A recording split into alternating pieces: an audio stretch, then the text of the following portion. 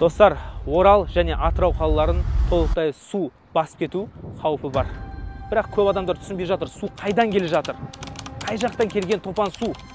Мен түсіндіре кетейін, толықтай тыңдап шығыңыздар. Бұл су Ресейден келіп жатыр. Ресейде Гуглдан іздесеңіздер болады. Ириклинский водохранилище деген өте үлкен су қоймасы бар. Ол Ресейдегі ең алып су қоймаларына жатады. Оған 8 жыл бойы тоқтамай суды толтырған және жыл сайын толтырып отырады. Ириклинский водохранилищеден шыққан су Урал өзеніне келіп ағызады. Ол Орскқа келеді, Орстан Оренбургқа, Оренбургтан Оралға, Оралдан Атырауға және Атыраудан Каспийге келіп құяды. Яғни Каспий теңізін толтырып отқан өзендердің бірі ол Жайық. Енді жүйе былай ғой негізі. Күзде Ириклинский водохранилищенің суын бір 70%-ға дейін түсіреді. Себебі қыста қар жауады, ол еріген кезде 90%-ға өзі-ақ көтеріледі. Осы жылы, білмеймін, күзде суды аз ағызып қойды ма, немесе қар көп жауды ма, Ириклинский водохранилищенің суы шегіне дейін жетіп тұр. Оның қандай қаупі бар? Ол су қоймасы жарылатын болса, жалпы жер бетінде Орск, Орынбор, Орал, Атырау деген қалалар жойылады. Толықтай су басып алады және өте үлкен адам шығындар болады. Сондықтан да осының алдын алу үшін Ресей суды алдын ала Ириклинский водохранилищеден ағызып жатыр.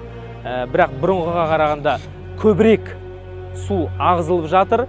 Ол келіп Орскты басып алды. Это не шутки.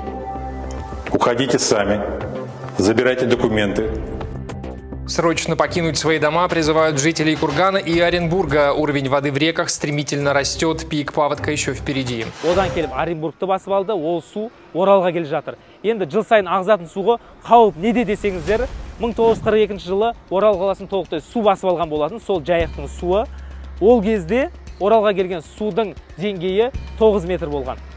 Ал қазір бүгін таңертең Оренбургты басып алған судың деңгейі 11 метр 25 сантиметр.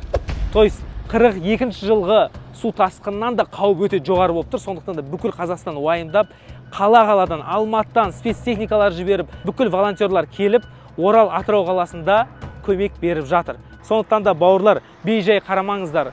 Маяхата с краю, мен үйіме су келмеді деп жатудың қажеті жоқ. Егер Оренбургтан келе жатқан су 2 күнде Орал қаласына келген кезде сіздерге минимум қауіпті айтайын.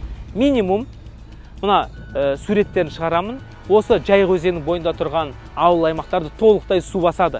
Егер сіз сол жерде тұрсаңыздар, срочно эвакуационный пунктқа барыңыздар. Ал ең максимум қауіп Орал және Атырау қалаларын толықтай су шайып кету, басып алу қаупі болып тұр.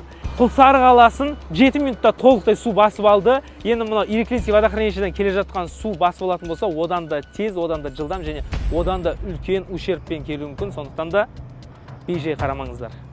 Алла сақтасын, дұғада болайық. Бұл видеоны жан-жаққа таратып қойыңыздар, репост жасаңыздар. Қандай қауіп келе жатқанын халық білсін.